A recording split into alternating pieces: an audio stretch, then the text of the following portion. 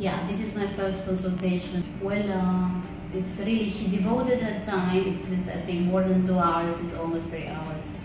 And then she explained everything about every details on visa that I need to, I need to get.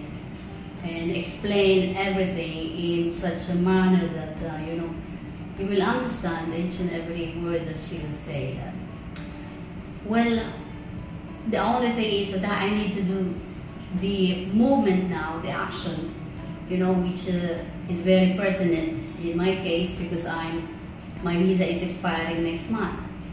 And it so happened that, the first time I met her, I went to another place already. This week, this week as well, a few days back. But then, it is God's given direction that I will probably do to meet her. And here I am, thanking God for meeting her in person besides our video meeting last night. And then I'm here today, this evening, just to learn more about everything about her and the business itself and, visa processing. That's all, folks, that I can say. But you can trust. Trust is very important for everyone.